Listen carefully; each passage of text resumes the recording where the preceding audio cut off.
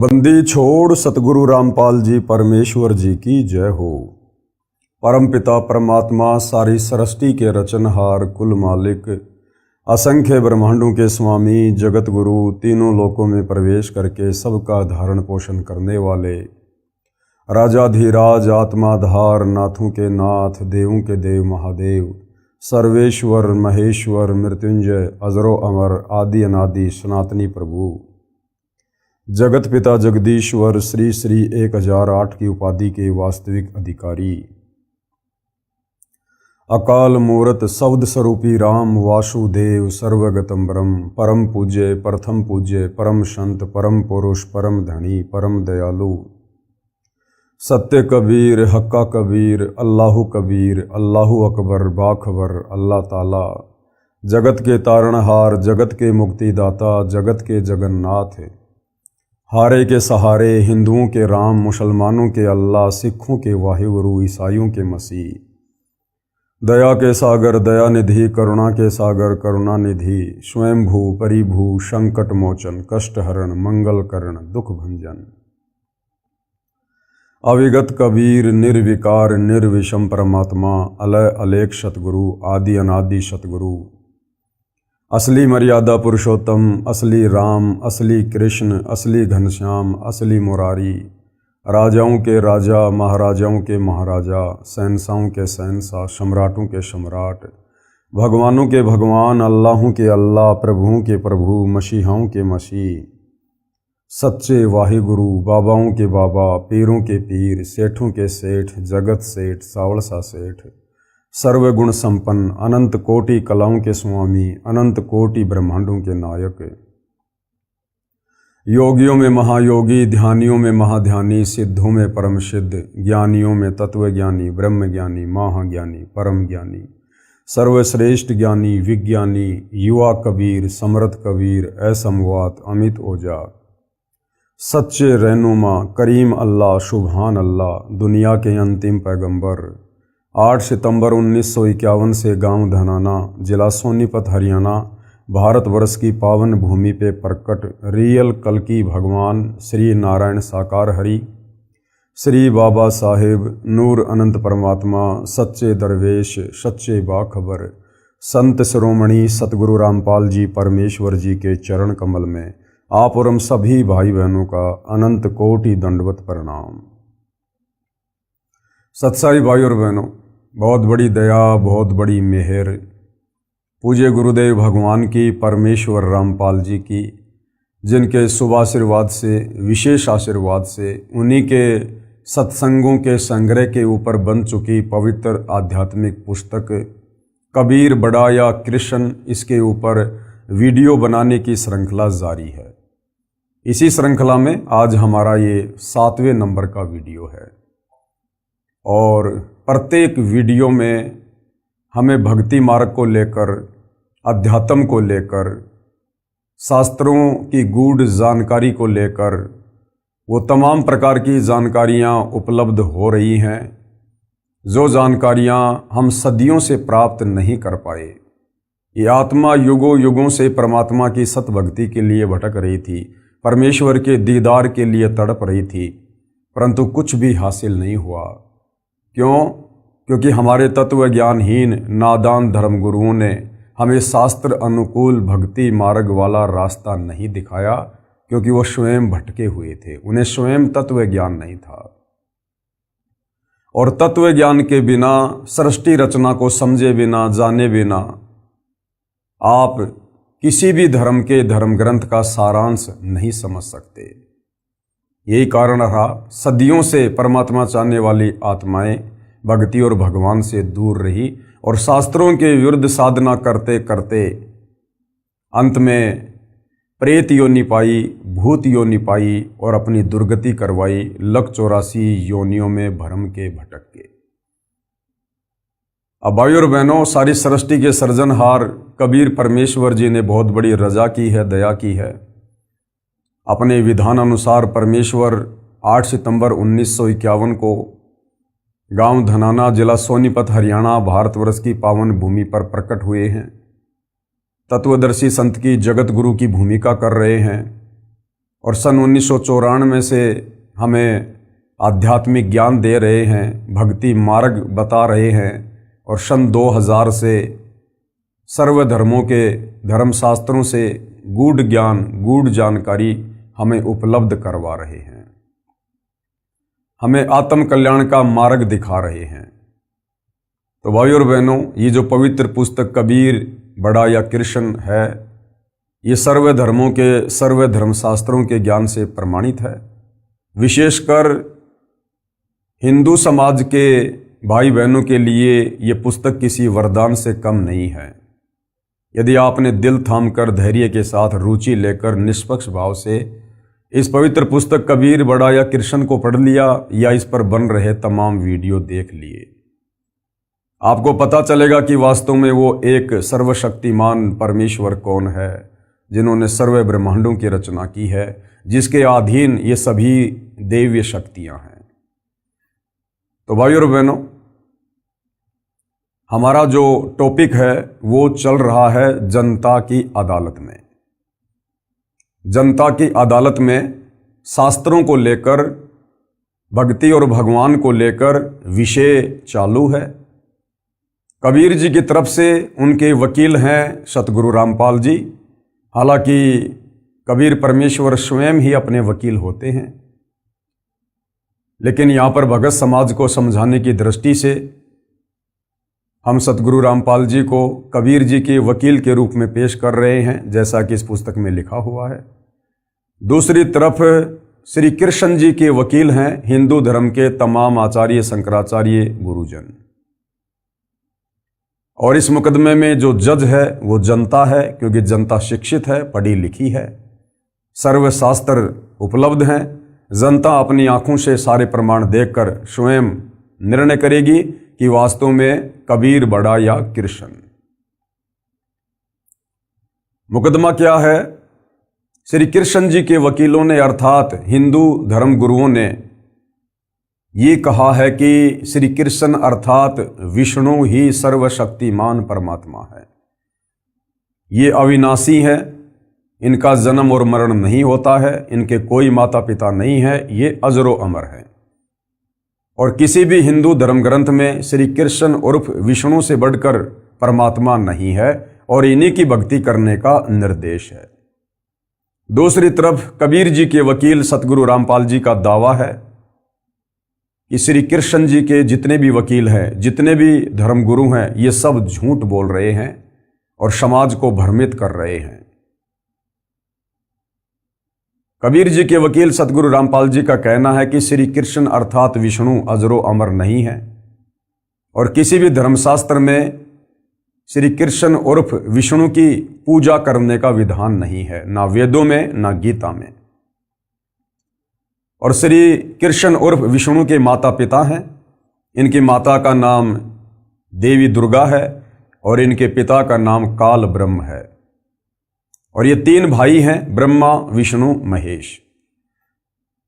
और महाभारत के युद्ध में गीता का ज्ञान श्री कृष्ण जी ने नहीं बोला, अपितु श्री कृष्ण जी के शरीर में प्रेत की भांति प्रवेश करके इस काल ब्रह्म ने गीता का ज्ञान दिया। और भाइयों और बहनों, हमने वीडियो नंबर 5 में देखा कि जनता की अदालत में, जनता के सामने कबीर जी के वकील सतगुरु रामपाल जी ने हिंदू धर्मशास्त्रों से ही प्रमाणित कर दिया कि वास्तव में श्री कृष्ण जी के वकील अर्थात तमाम हिंदू धर्म गुरु गलत हैं, इन्हें अपने शास्त्रों का भी ज्ञान नहीं है। और कबीर जी को सर्वश्रेष्ठ, सर्वशक्तिमान, सर्व ब्रह्मांडों के रचयिता साबित किया। साथ में वीडियो नंबर 6 में सतगुरु रामपाल जी ने बताया कि जितने भी हिंदू धर्मगुरु हैं जिन्होंने गीता जी का अनुवाद किया है, उन्होंने अनुवाद करने में भी त्रुटि की है, गफलत की है। गीता अध्याय 18 श्लोक 66 में एक वर्ज शब्द है जिसका अर्थ है जाना, किंतु सर्व गीता अनुवादकों ने उसका अर्थ किया है आना। उन्होंने अर्थ का अनर्थ किया है, गीता के श्लोक का भावार्थ ही बदल दिया है अपनी तत्व ज्ञानहीनता के चलते। आज भाइयों और बहनों, जनता की अदालत में ये 7वें नंबर का वीडियो है। इस वीडियो में कबीर जी के वकील सतगुरु रामपाल जी धर्मशास्त्रों से प्रमाणित कर रहे हैं कि पूजा के योग्य केवल एक ही परम शक्ति है, एक ही परमेश्वर है, वे हैं परम अक्षर ब्रह्म अर्थात सत्य पुरुष कबीर देव। तो भाई और बहनों, अब हम आगे बढ़ते हैं जनता की अदालत में। और कबीर जी के वकील सतगुरु रामपाल जी कह रहे हैं कि परम अक्षर ब्रह्म की भक्ति से पूर्ण मोक्ष होगा। श्री कृष्ण जी की भक्ति से अर्थात ब्रह्मा विष्णु महेश की भक्ति से, देवी देवताओं की भक्ति से, देवी दुर्गा की भक्ति से और काल ब्रह्म की भक्ति से भी पूर्ण मोक्ष नहीं है। साधक यहीं पर जन्म और मरण में रहेगा, लक 84 योनियों में भटकेगा, नरक का कष्ट भी भोगेगा, तपतशिला की पीड़ा भी भोगेगा। यदि जन्म मरण से छुटकारा चाहिए तो जो साधना हमारे धर्मशास्त्रों में वर्णित है, उस साधना के अनुसार साधक ने परम अक्षर ब्रह्म यानी कबीर देव की पूजा करनी पड़ेगी। उनकी भक्ति से ही हम परम शांति और शाश्वत स्थान सतलोक को प्राप्त करेंगे। तो किस प्रकार से सतगुरु रामपाल जी प्रमाणित कर रहे हैं? परम अक्षर ब्रह्म अर्थात कबीर परमेश्वर की भक्ति से पूर्ण मोक्ष होता है। और क्या कुछ कहा जा रहा है? काल ब्रह्म व देवताओं की भक्ति करके भी जीव का जन्म मरण का चक्कर समाप्त नहीं होता, क्योंकि ये स्वयं जन्म व मृत्यु के चक्कर में है। काल ब्रह्म यानी 21 ब्रह्मांड का स्वामी, ज्योति निरंजन, दुर्गा का पति, ब्रह्मा विष्णु महेश का पिता। इस काल ब्रह्म की भक्ति से, देवी दुर्गा की भक्ति से, अन्य देवताओं की भक्ति से जन्म मरण का कष्ट समाप्त नहीं होगा, क्योंकि ये खुद जन्म और मरण में है। गीता ज्ञानदाता ने गीता अध्याय 2 श्लोक 12, गीता अध्याय 10 श्लोक 2, गीता अध्याय 4 श्लोक 5 और 9 में खुद अपने जन्म और मृत्यु को स्वीकार किया है।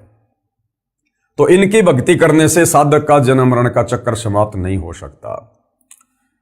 संत गरीबदास जी ने परमेश्वर कबीर जी से प्राप्त ज्ञान को इस प्रकार बताया है। आदरणीय गरीबदास जी कौन थे?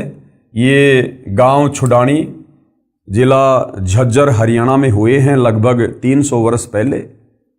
इन्हें कबीर परमेश्वर सतलोक से चलकर गांव छुडानी के खेतों में मिले थे।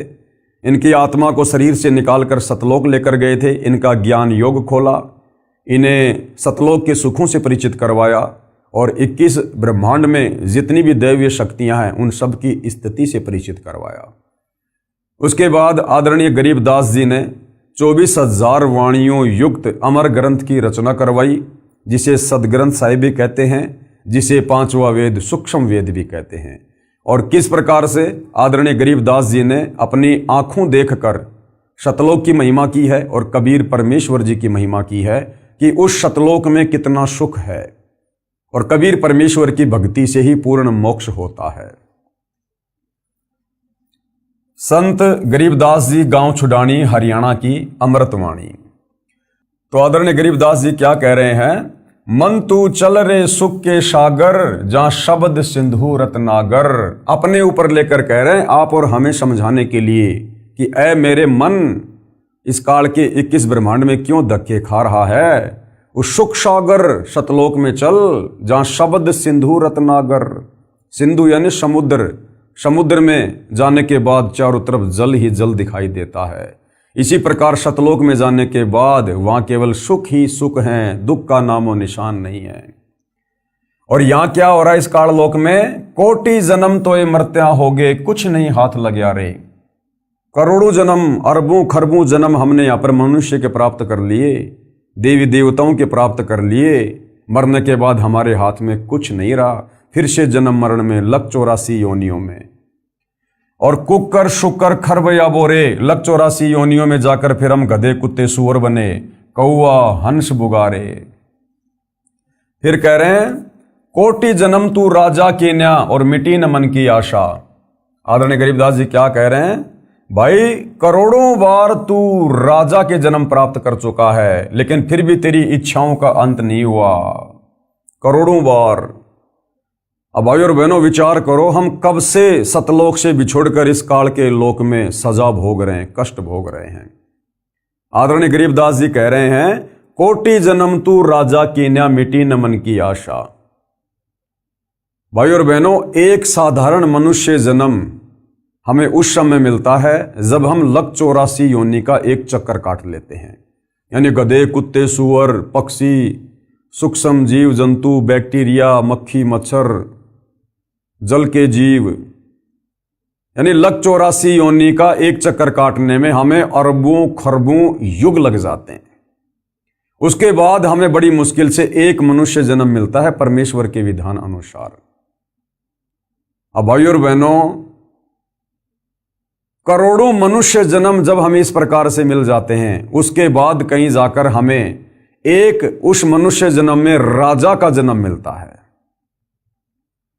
तो विचार करो भाइयों और बहनों, करोड़ों मनुष्य जन्म मिलने के बाद जब एक राजा का जन्म मिलता है, और हम कितनी बार हम राजा रह चुके हैं, कोटि जन्म यानी करोड़ों बार हम यहां राजा के जन्म प्राप्त कर चुके हैं। तो सोचिए आम मनुष्य के जन्म हम कितने अरबों खरबों प्राप्त कर चुके हैं, और एक मनुष्य जन्म लक 84 योनि भोगने के बाद तो सोचो भाइयों और बहनों, लक 84 योनियां तो हम इतनी बार भोग चुके हैं, गधे, कुत्ते, सूअर की, जिसकी कोई गिनती ही नहीं है। और आज भी हम इसी काल के लोक में हैं। आज हमें गुरुदेव ने केवल मौका दिया है, मौका संभलने का, सुधरने का, अपनी भूल सुधार करने का, वापस सतलोक जाने का, भक्ति करने का। यदि आज हमने जरा सी त्रुटि कर दी, सतगुरु का वचन तोड़ दिया, या सतगुरु को अपने किसी भी कर्म के चलते नाराज कर दिया कि जिन बातन से गुरु दुख पावे उन बातों को दूर भगावे, तो भाइयों और बहनों, हम लक 84 योनि के किनारे खड़े हैं, दहलीज पे खड़े हैं। अभी हम सतलोक में नहीं हैं, काल के 21 ब्रह्मांड में हैं। सावधानी हटी, दुर्घटना घटी। तो ये इतना सारा ज्ञान देने का, ये बड़े बड़े शास्त्र लिखने का, दिन रात गुरुदेव ने जो संघर्ष किया है पिछले 30 वर्षों से, केवल इसलिए कि हम आत्माएं अब वो गलती ना करें जो गलतियां हम युगों युगों से सतगुरु की शरण में आने के बाद भी करते आ रहे हैं, गुरु को मानुष मानकर भक्ति करने वाली। तो अब भाइयों और बहनों, सिर धड़की बाजी है। कोटि जन्म तू राजा की ना मिटी न मन की आशा। परमात्मा कहते हैं भाई करोड़ों बार तू राजा के जन्म प्राप्त कर चुका है, और राजा के जन्म में तो तेरे पास में सारा ठाट बाट होता है, सारा सुख होता है, और उस राजा के जन्म में भी तेरी इच्छाओं का कभी दमन नहीं हुआ, तेरी इच्छाओं का अंत नहीं हुआ। तो नालायक, आज तो तू एक साधारण सा व्यक्ति है, हैंड टू माउथ है, कोई मजदूरी करता है, कोई किसानी करता है, कोई खेती करता है, बड़ी मुश्किल से जीवन यापन करता है। आज तू क्या प्राप्त कर लेगा? क्यों दिन रात माया की दौड़ में आगे से आगे भाग रहा है? अब तुझे सतगुरु मिल गया, अब तो बैठ के भक्ति कर ले। जब तूने राजाओं के जन्म में कोई वो किला नहीं तोड़ा, अब तू इस दारिद्र वाले जीवन में, सामान्य व्यक्ति वाले जीवन में तू कौन सा रावण बन जाएगा, कौन सा तू धनपति बन जाएगा? और ये धनपति ये भी सतगुरु की भक्ति ही बनाएगी, अन्यथा जो हमारे भाग्य में है हमें केवल वही मिलेगा, चाहे हम कितने पैर क्यों ना पटक लें। तो परमेश्वर हमें समझा रहे हैं प्यार से, प्रेम से, कि भाई अब इस तत्व ज्ञान को समझकर अपनी इच्छाओं का दमन कर, इस काल लोक की भाग दौड़ में मत भाग, दुनिया को देख के मत भाग। उसके पास में बड़ी कोठी, उसके पास में बड़ी कार, उसका बेटा नौकरी लग गया, उसके पास इतने प्लाट, उनको करने दे, अंत में यही छोड़ के जाएंगे। अगले जन्म में गधे बन के, कुत्ते बन के, सूअर बन के उन कोठियों के आसपास में मंडराएंगे, उस कार के नीचे छाया में भी ढंग से उन्हें कोई नहीं बैठने देगा। तो तत्व ज्ञान देकर गुरु हमारी बंद बुद्धि के दरवाजे खोलते हैं कि शांत हो जा, धैर्य से काम ले, विवेक से काम ले, इन सुखों की इच्छा तू सतलोक में कर। यहां के तो सुख सारे थोथे हैं, जैसे एक नमक की बोरी और एक खांड की बोरी, दोनों का रंग सेम, दोनों का रंग बिल्कुल सेम, लेकिन नमक कितना खारा होता है और खांड कितनी मीठी होती है। तो ऐसी सृष्टि सतलोक में है, लेकिन वहां सब कुछ नूर से बना हुआ है।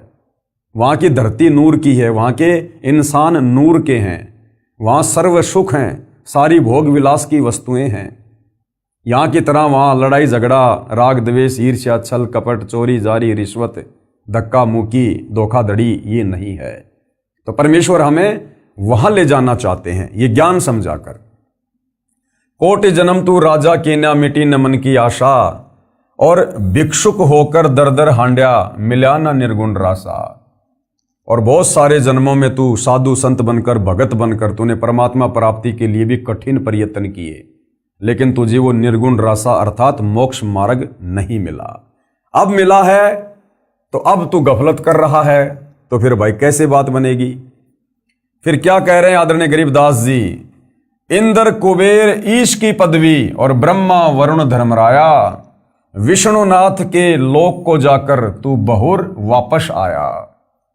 कि हे मन, ये काल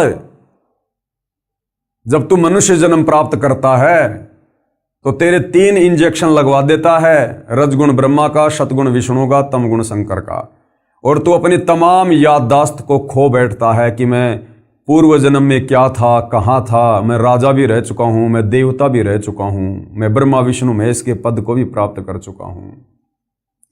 तो अब हमें सतगुरु याद दिला रहे हैं कि हे मन, तू देवताओं का राजा इंद्र भी रह चुका है, तू धन का देवता कुबेर भी रह चुका है, और ईश की पदवी यानी ब्रह्मा विष्णु महेश के पद भी तू प्राप्त कर चुका है। ब्रह्मा वरुण धर्मराया और विष्णुनाथ के पुर को जाकर और विष्णु भगवान के लोक में जाकर भी तू वापस आ चुका है, बहुर अपूठा आया।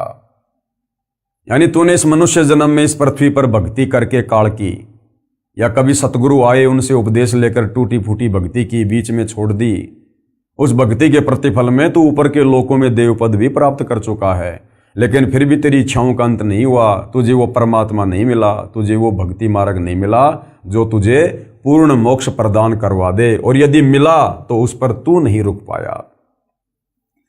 तो कहने का मतलब है कि अब तुझे मौका मिला है, अब तुझे परमात्मा ने फिर से सुअवसर दिया है, तेरे ऊपर मेहरबान हुए हैं, अब इस मौके को मत चूक, इस ज्ञान को आधार बना।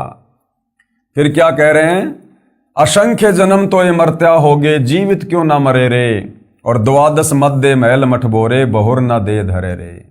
गरीबदास जी कह रहे हैं असंख्य जन्म तो ये मरते होंगे और जीवित क्यों ना मरे रे, कि हर बार तू मनुष्य जन्म प्राप्त करता है, हर बार तेरी मृत्यु होती है, और तेरा जोड़ा जाड़ा धन, तेरा परिवार, तेरी संपत्ति यहीं पर रह जाती है, तू हाय हाय करता हुआ मर जाता है। यहीं पर किसी न किसी धन में, बेटा में, बेटी में, पोता में, पोती में तेरी आस्था रह जाती है, और तू यहीं पर वापस गधा कुत्ता शुअर बनकर घूमता रहता है। अब गरीबदास जी कह रहे हैं भैया तुझे तत्व ज्ञान मिल गया, तुझे सतगुरु मिल गया, अब तू जीवित मरना सीख ले।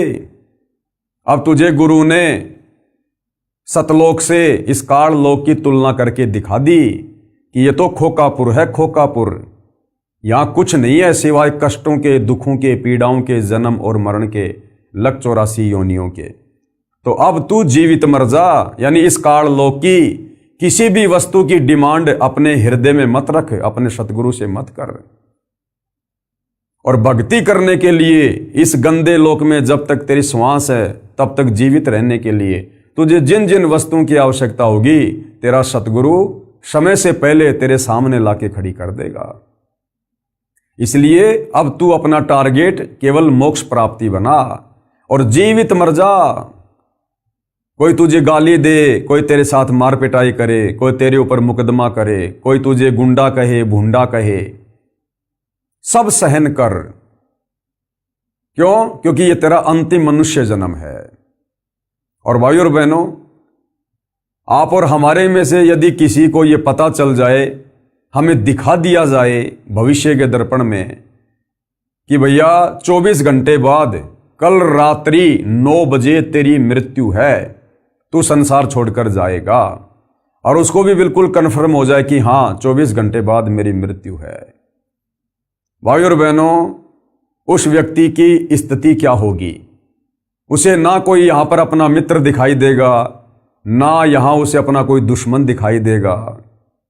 पहले चाहे कोई उसका मित्र था, कोई दुश्मन था, लेकिन अब उसको पता चल गया कि 24 घंटे बाद तू संसार में नहीं रहेगा, तेरी मृत्यु है, तुझे सब कुछ छोड़ के जाना पड़ेगा। वो बिल्कुल ऐसा रहेगा उन्मना उन्मना, उदास हो जाएगा, निराश हो जाएगा, ना किसी से बात करने का जी करेगा, ना कुछ अच्छा खाना पीना खाने का जी करेगा। उसे पता है कि 24 घंटे बाद तेरी मृत्यु है। यहां की किसी भी वस्तु में उसकी इच्छा नहीं बनेगी। जैसे बुखार के रोगी को मीठी से मीठी वस्तु भी अच्छी नहीं लगती, इसी प्रकार संत हमें यही बताते हैं, यही समझाते हैं, हमें भविष्य का दर्शन करवाते हैं कि भाई ये काल का लोक है, ये तेरा घर नहीं है। तुम यहां पर सतलोक में अपने पिता से गद्दारी करके, धोखा करके, इस काल के ऊपर आसक्ति करके अपनी गलती से यहां आए हो, कष्ट भोग रहे हो, और अब तुम्हें वापस सतलोक चलना है। असंख्य युगों के बाद अब तेरा दाव लगा है, तुझे तत्वदर्शी संत मिला है। तो कहते हैं जिसको ये बात अच्छे से समझ में आ जाएगी तत्वदर्शी संत की, उसके बाद उसकी आस्था इस काल लोक की वस्तु में ऐसी रह जाएगी। यहां किसी भी वस्तु की वो डिमांड नहीं करेगा, इच्छा नहीं करेगा, वो केवल सतलोक चलने की ही तैयारी करेगा। तो कहते हैं असंग जन्म तोय मरत्या होगे, जीवित क्यों न मरे रे। और द्वादश मध्य महल मठबोरे, यानी 12वां द्वार पार करके जो अक्षर पुरुष का लोक है, उस अक्षर पुरुष के लोक को पार करने का जो द्वार है वो है 12वां द्वार। कहते हैं उसके बाद महल मठबोरे, यानी वो सतलोक है जहां जाने के बाद बहुर ना दे धरे रे।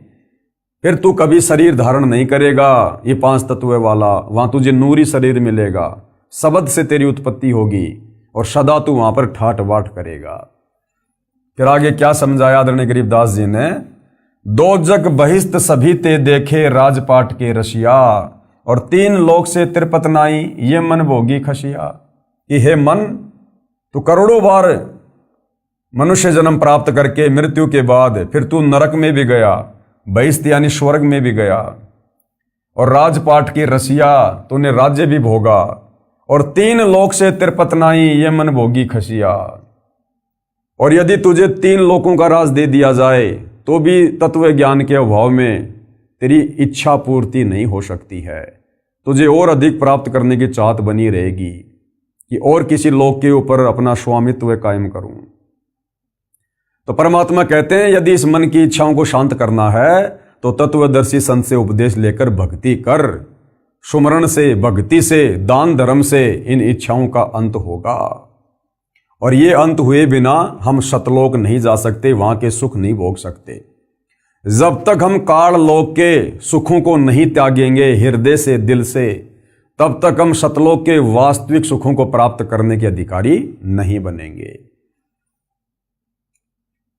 फिर क्या कहा, सतगुरु मिले तो इच्छा मेटे, पद मिल पदय समाना, चल हंसा उस लोक पठाऊं जो आदि अमर अस्ताना।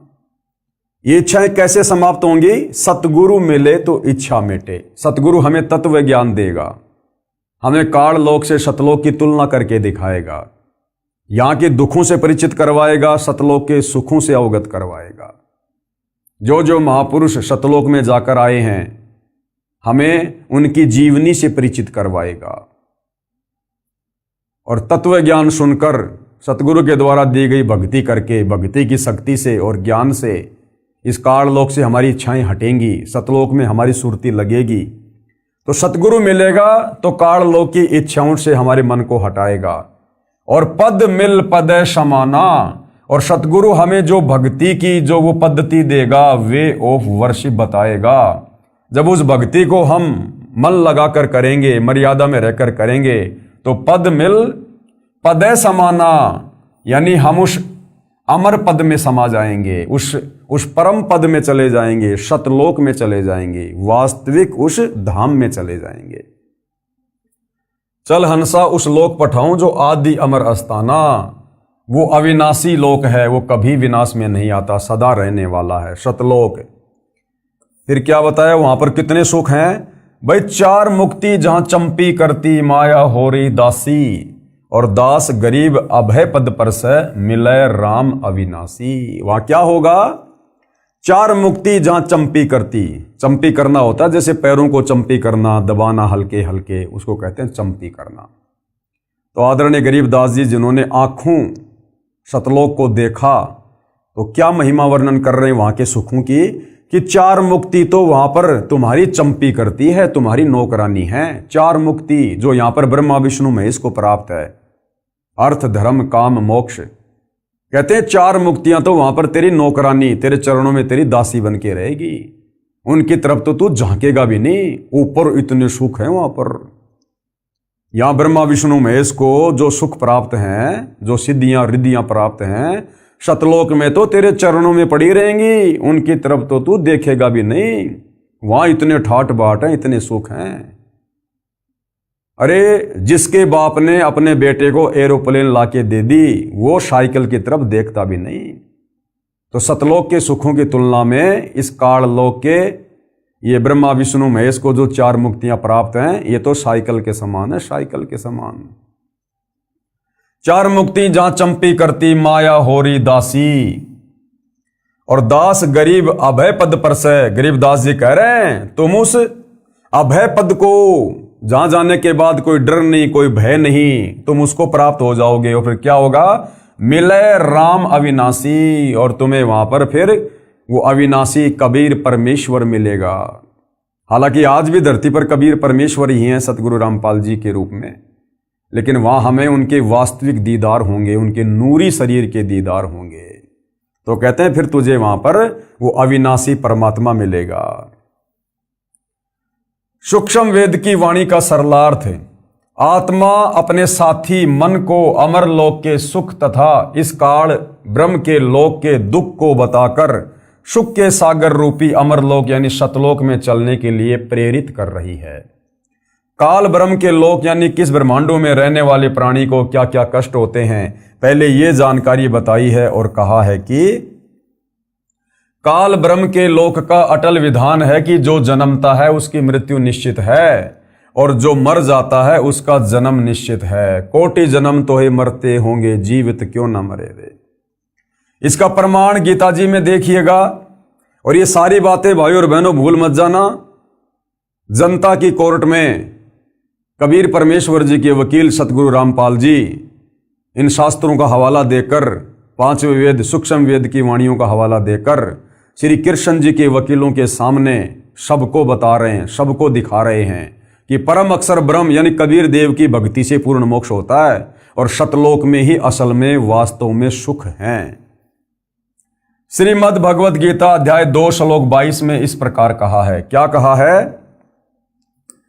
कि जैसे मनुष्य पुराने वस्त्रों को त्याग कर दूसरे नए वस्त्र ग्रहण करता है, वैसे ही जीव आत्मा पुराने शरीर को त्याग कर दूसरे नए शरीरों को प्राप्त करता है। गीता अध्याय 2 श्लोक 27 में क्या कहा है?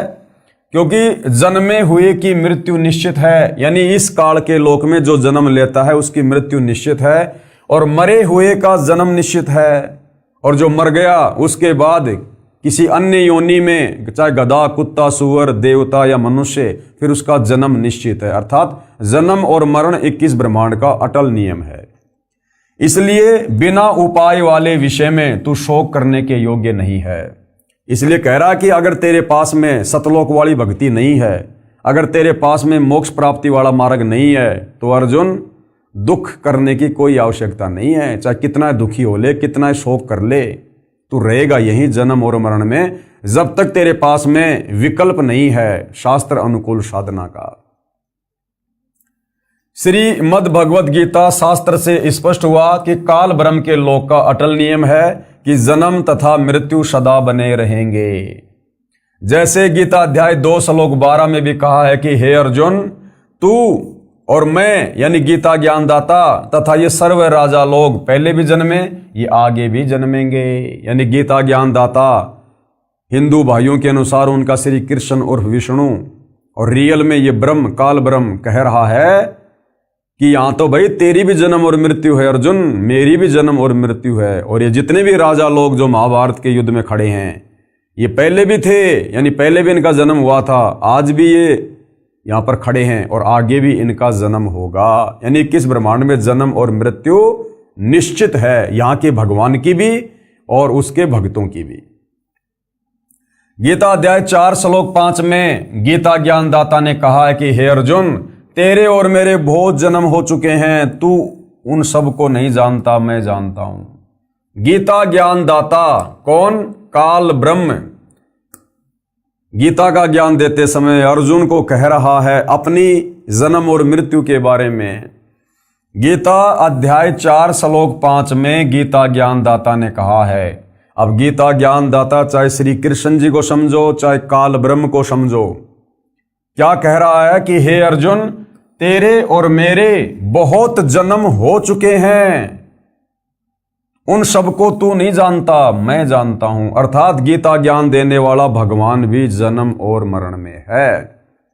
जब गीता का ज्ञान देने वाला हिंदुओं का सर्वश्रेष्ठ भगवान कृष्ण और विष्णु ही जन्म और मरण में है, तो भला फिर इनकी पूजा करके इनकी भक्ति करके आप और हमारा जन्म मरण का कष्ट कैसे समाप्त हो सकता है? और यदि मनुष्य जन्म प्राप्त करके जन्म मरण का कष्ट समाप्त नहीं हुआ तो फिर हमारा मोक्ष कैसे होगा?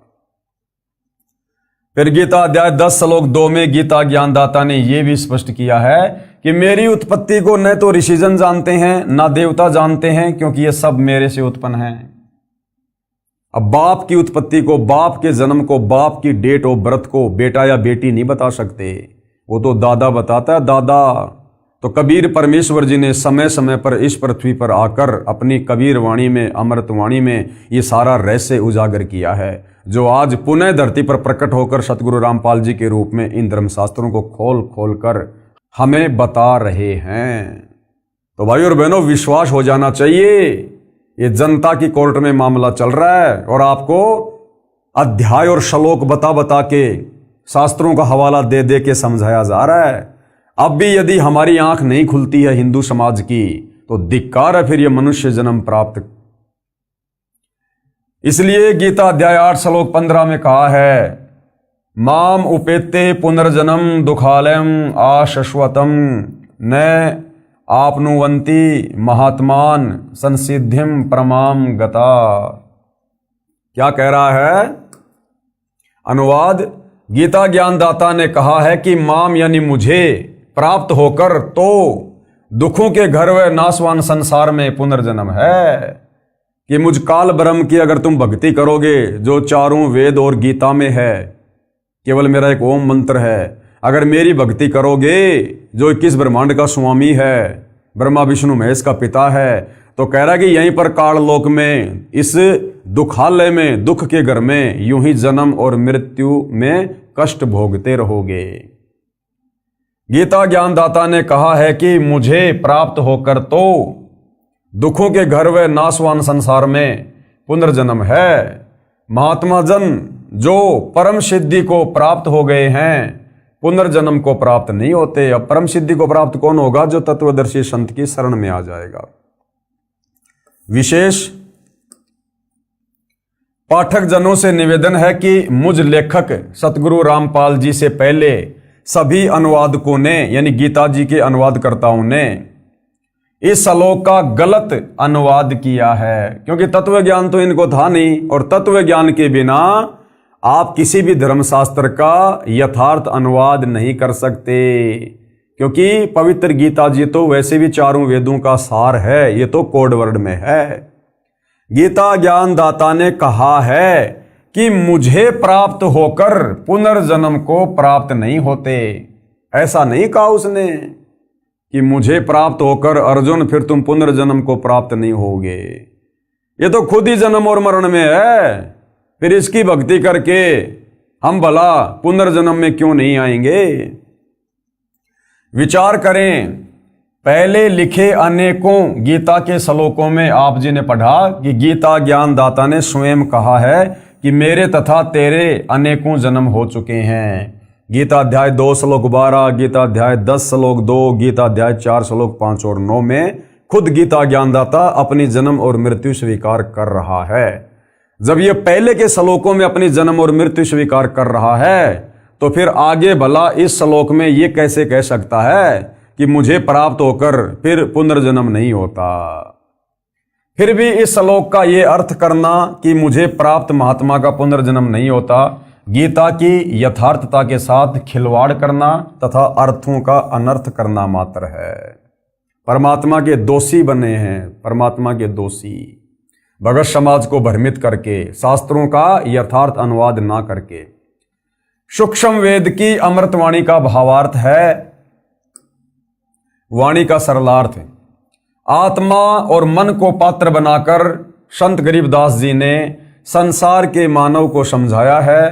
कहा है कि ये संसार दुखों का घर है, इससे भिन्न एक और संसार है, सतलोक, जहां कोई दुख नहीं है, वह शाश्वत स्थान है, अर्थात सनातन परम धाम, यानी सतलोक जो कभी नष्ट नहीं होता, वह सुख सागर है। तथा वहां का प्रभु अविनाशी परमेश्वर भी सुखदायी है, जो उस सुख सागर में निवास करता है। सुख सागर अर्थात अमरलोक की संक्षिप्त परिभाषा बताई है। यानी सतलोक में क्या है, कितने सुख हैं वहां पर। शंखों लहर मेहर की उपजय, कहर नहीं जा कोई, दास गरीब अचल अविनाशी, सुख का सागर सोई। शंखों लहर मेहर की उपजय, शंखों यानी गिनती नहीं, इतना वहां पर सुख है, सुख की लहर है वहां पर। जैसे समुद्र में पानी की लहरें होती है ना, वो कभी समाप्ति नहीं होती। इसी प्रकार सतलोक में इतना सुख है, इतना वैभव है, इतना विलास है, जिस प्रकार समुद्र में लहरें होती हैं। शंखों लहर मेहर की उपजय, कहर नहीं जा कोई, और दास गरीब अचल अविनाशी, सुख का सागर सोई। वास्तव में वो सतलोक ही स्थायी स्थान है और सुख का सागर है। उसके अलावा और कोई सुख का सागर है ही नहीं। अक्षर पुरुष के 7 संग ब्रह्मांडों में और काल के 21 ब्रह्मांडों में सुख नाम की चीज नहीं। केवल नाम है सुख, लेकिन वस्तु यहां सुखदायक नहीं है। भावार्थ, जिस समय मैं अकेला होता हूं, यानी पूज्य गुरुदेव भगवान अपने ऊपर उदाहरण पेश कर रहे हैं। हालांकि ये तो परमेश्वर हैं, परमात्मा हैं, सुख के सागर हैं, इनका तो सबके प्रति समदृष्टि भाव रहता है। इनमें राग द्वेष ईर्ष्या किसी भी प्रकार का कोई रजोगुण तमोगुण सतोगुण कुछ भी नहीं होता है। ये निर्मोही परमात्मा है। लेकिन आप और हमें भक्ति मार्ग को समझाने के लिए अपने ऊपर उदाहरण पेश कर रहे हैं। जिस समय मैं अकेला होता हूं तो कभी कभी ऐसी हिलोर अंदर से उठती है, उस समय सब अपने से लगते हैं। चाहे किसी ने मुझे कितना ही कष्ट दे रखा हो, उसके प्रति द्वेष भावना नहीं रहती, सब पर दया भाव बन जाता है। ये स्थिति कुछ मिनट ही रहती है। उसको मेहर की लहर कहा जाता है। सतलोक अर्थात सनातन परम धाम में जाने के पश्चात प्रत्येक प्राणी को इतना आनंद आता है, वहां पर ऐसी असंख्यों लहरें आत्मा में उठती रहती है, क्योंकि वहां कोई राग द्वेष नहीं है, कोई लड़ाई झगड़ा नहीं, कोई मन मुटाव नहीं, किसी चीज का वहां पर कोई अभाव नहीं। भाई मन में राग द्वेष ऊंच नीच का भाव तो उस समय आएगा जब कोई गरीब होगा, कोई अमीर होगा, और उन अमीरों के सुखों को देखकर वो गरीब आदमी ना जाने अपने मन में क्या क्या सोचेगा। तो ये ऊंच नीच का भाव, राग द्वेष का भाव उस समय उत्पन्न होता है जहां पर समानता नहीं होती है। तो सतलोक में तो कबीर परमेश्वर जी ने सबको एक जैसा सुख दे रखा है, सबको एक जैसी वस्तुएं उपलब्ध करवा रखी हैं, किसी के घर में किसी प्रकार की कोई कमी नहीं है। तो वहां पर एक दूसरे के प्रति राग द्वेष उपजता ही नहीं है। जब वह लहर मेरी आत्मा से हट जाती है तो वही दुखमय स्थिति प्रारंभ हो जाती है। उसने ऐसा क्यों कहा, वह व्यक्ति अच्छा नहीं है, वो हानि हो गई, ये हो गया, वो हो गया, ये कहर यानी दुख की लहर कही जाती है। अब ये भाव सतगुरु रामपाल जी में उत्पन्न नहीं होते, क्योंकि ये तो परमेश्वर हैं। हम इंसानों की स्थिति बता रहे हैं अपने ऊपर लेकर, कि कभी कभार थोड़ी बहुत देर के लिए हमारे मन में वो लहर की मेहर उठती है, हमें दुश्मन भी मित्र नजर आता है, लेकिन होता है थोड़े समय के लिए। उसके बाद फिर से हमारे दिलो दिमाग में, हमारे मन में वही बकवाद, वही खरपतवार, कभी रजोगुण, कभी शतोगुण, कभी तमोगुण। उसने उधार ले रखा है, अभी तक दिया नहीं है, कल जाऊंगा, नहीं देगा तो ये कर दूंगा, वो कर दूंगा, या हमारे से कोई पैसा मांगने आया है, हमारे पास में पैसा नहीं है, झूठ बोलते रहते हैं, छुपते रहते हैं, यानी बहुत तरह की बातें। ये हम जीवों की स्थिति गुरुदेव अपने ऊपर लेकर हमें समझा रहे हैं कि यहाँ पर तो दुख ही दुख हैं। यहाँ पर तो कभी एक आध बार कोई वो लहर की मेहर आती है, मेहर की लहर, अन्यथा यहाँ तो कहर ही कहर है, कहर ही कहर है। और सतलोक में सदा वहाँ पर मेहर की लहर उठती रहती है, उठती रहती है, अनवरत, कंटिन्यू, इतना सुख है वहाँ पर। कहने का मतलब है भाई और बहनों, सतलोक के सुखों के विषय में बताकर इस काल लोक से गुरुदेव हमारी वृत्ति को हटाना चाह रहे हैं।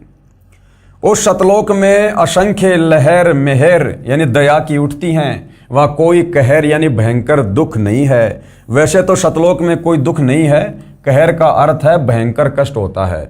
जैसे एक गांव में आपसी रंजिश के चलते विरोधियों ने दूसरे पक्ष के एक परिवार के 3 सदस्यों की हत्या कर दी।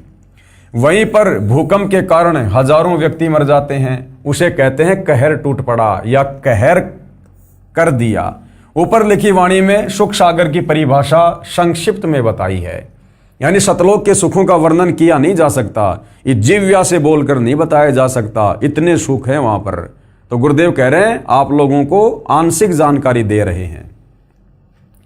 कहा है कि वह अमर लोक अचल अविनाशी अर्थात कभी चलायमान नहीं है, वहां कभी भी कोई प्रलय नहीं आती है। जैसे 21 ब्रह्मांड ये नष्ट होता है जब प्रलय आती है, अक्षर पुरुष के सात्संग ब्रह्मांड भी समय आने पर उत्पत्ति और प्रलय में आते हैं, नष्ट होते हैं।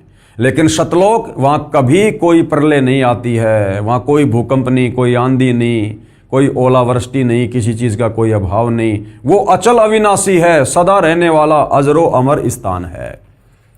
सतलोक कभी ध्वस्त नहीं होता तथा वहां रहने वाला परमेश्वर अविनाशी है। और सतलोक में रहने वाला कबीर भगवान भी अविनाशी है, इस काल की तरह नाशवान नहीं है, अक्षर पुरुष की तरह जन्म और मृत्यु में नहीं है, वो अविनाशी परमेश्वर है। और जब हम सतलोक चले जाएंगे तो हम आत्माएं भी अविनाशी पद को प्राप्त होंगी, हम भी फिर कभी मृत्यु में नहीं आएंगे। तथा वहां रहने वाला परमेश्वर अविनाशी है।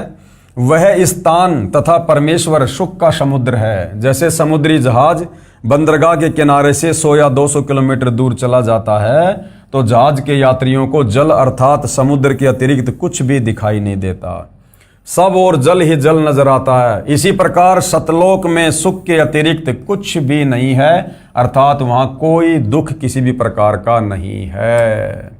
तो भाई और बहनों, इतना सुंदर लोक, इतना अच्छा लोक, जिसको हम नालायक अपनी नालायकी के चलते इस काल बलि के चक्कर में आकर छोड़कर आ गए हैं और यहाँ पर हम कहर पे कहर भोग रहे हैं। अब फिर से आप और हमारे ऊपर रजा हुई है, दया हुई है, दीन दयाल परमात्मा सतलोक से चलकर संत रूप में आए हैं। तो भाई और बहनों, अब हमने इस शु अवसर को हाथ से गंवाना नहीं है।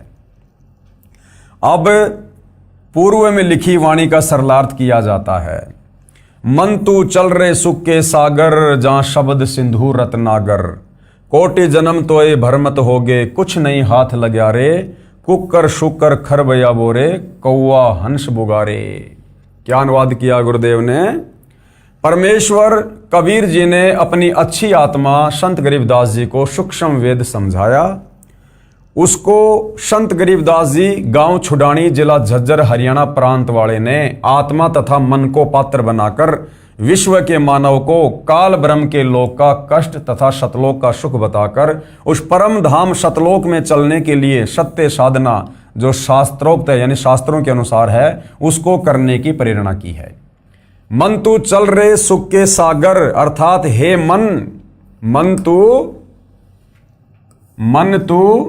चल रे सुख के सागर अर्थात हे मन तू सनातन परम धाम में चल।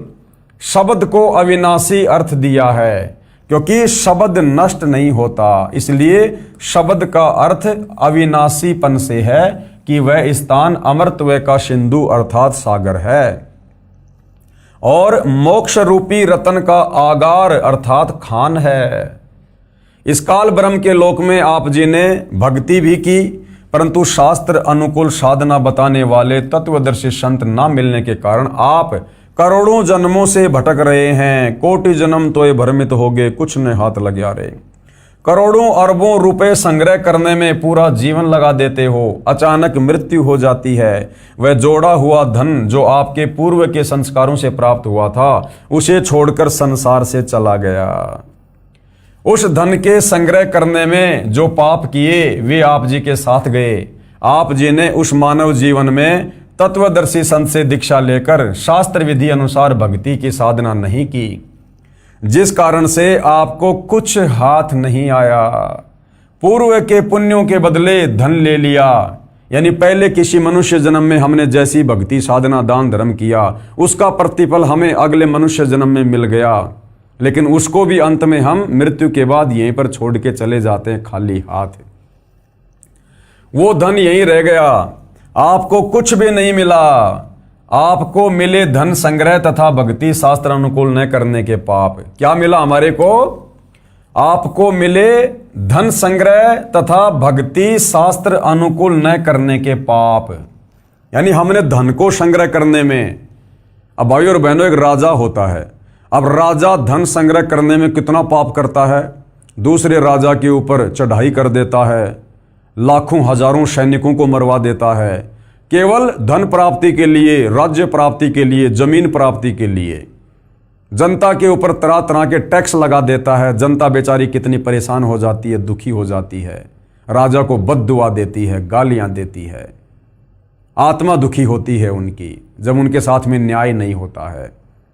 तो धन जमा करने में हमने जो पाप कमाए वो पाप मृत्यु के बाद हमारे साथ जाते हैं।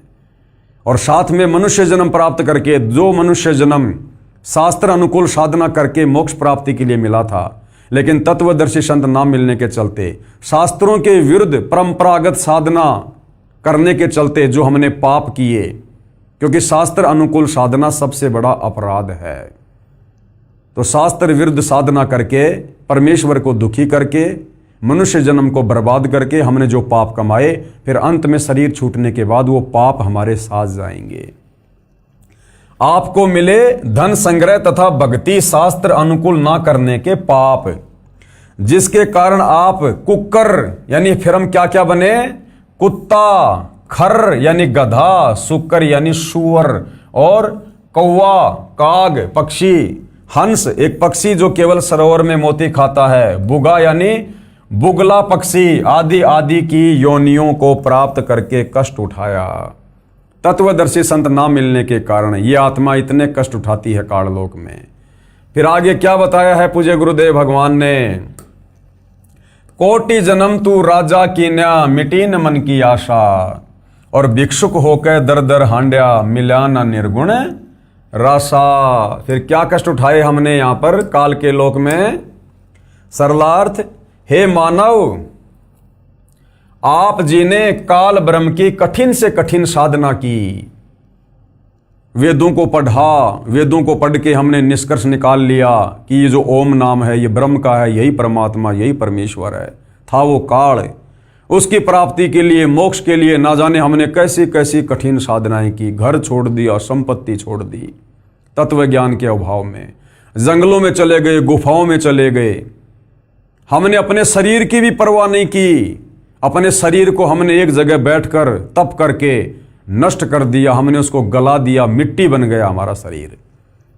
भाई और बहनों, ये बातें बिल्कुल सत्य हैं, ये गलत नहीं हैं, लेकिन उसके बावजूद भी हमें परमात्मा नहीं मिला, क्योंकि हमारा भक्ति का मार्ग सही नहीं था, शास्त्रों के अनुसार नहीं था। हमें कोई तत्वदर्शी संत नहीं मिला, जिस कारण से हमने अपने शरीर की भी परवाह नहीं की, शरीर भी हमने गला दिए, नष्ट कर दिए, कि हमें मोक्ष मिल जाए, हमें भगवान मिल जाए, हमारा जन्म मरण से छुटकारा हो जाए।